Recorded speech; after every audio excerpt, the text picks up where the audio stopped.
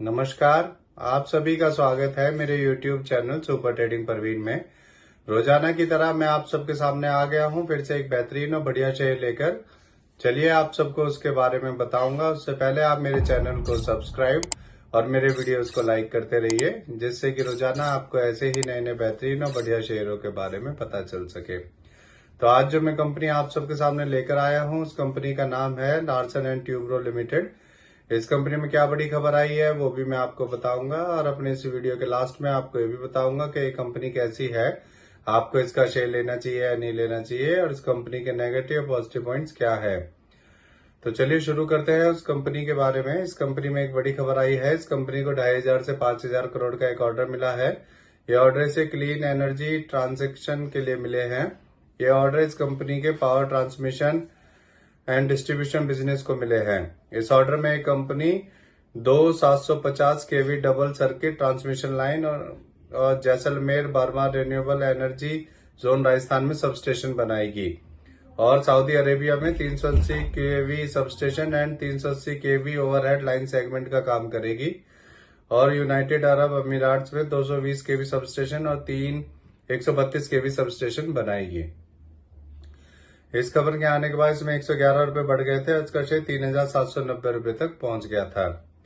एक साल पहले इसका शेयर 2622 रुपए का था, और अब इसका शेयर 3774 रुपए का है। अब मैं आपको इस कंपनी के बारे में बताता हूं कि ये कंपनी करती क्या है। एक मल्टीनेशनल कंपनी है। ये engineering, procurement and construction, EPC solutions, infrastructure, hydrocarbon, power, process industries and defence, information technology and financial services sectors में प्रोवाइड करती है। ये कंपनी डोमेस्टिक और इंटरनेशनल मार्केट्स में सर्विसेज प्रोवाइड करती है।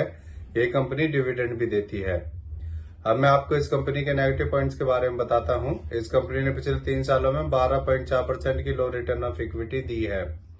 अब मैं आपको इस कंपनी के फंडामेंटल्स के बारे में बताता हूं। इस कंपनी का market cap 5,15,802 crore, P ratio 38.8, ROE 14.7% और डेब्ट टू इक्विटी 1.35 है। इसके एमडी सीईओ मिस्टर सेकीपुरम सुब्रमण्यन है। अब मैं आपको इसका एक नेगेटिव पॉइंट और बताता हूं। इसमें एफआईएस ने अपना स्टेक कम किया है। मार्च 2024 में एफआईएस का स्टेक इसमें 24.36% था, और अब कम होकर जून 2024 में एफआईएस का स्टेक इसमें 22.85% हो गया है। अब मैं आपको इस कंपनी के शेयर होल्डिंग पैटर्न के बारे में बताता हूं। इसमें रिटेल का 38.12%, एफआईएस का 22.85%, डीआईएस का 20.89% और म्यूचुअल फंड्स का 18.13% स्टेक है। मेरे हिसाब से एक बढ़िया कंपनी है, और ये कंपनी जब से शेयर मार्केट में लिस्ट हुई तभी से इसका शेयर लगातार बढ़ता ही जा रहा है।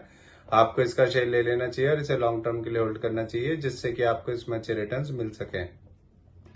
तो इससे जुड़ी ये नई खबर आई थी, इसीलिए आप सबके सामने मैं इस शेयर को लेकर आया हूं। ये मेरी पर्सनल थ्योरी है। ये कोई शेयर सेल और परचेज करने की सलाह नहीं है, ना ही मैं कोई सेबी से रजिस्टर्ड फाइनेंशियल एडवाइजर हूं। आप मेरे चैनल को सब्सक्राइब और मेरे वीडियोस को लाइक करते रहिए, जिससे कि रोजाना आपको ऐसे ही नए नए बेहतरीन और बढ़िया शेयरों के बारे में पता चल सके। और मैं कल फिर आऊंगा आप सबके सामने फिर से एक नया बेहतरीन और बढ़िया शेयर लेकर। धन्यवाद।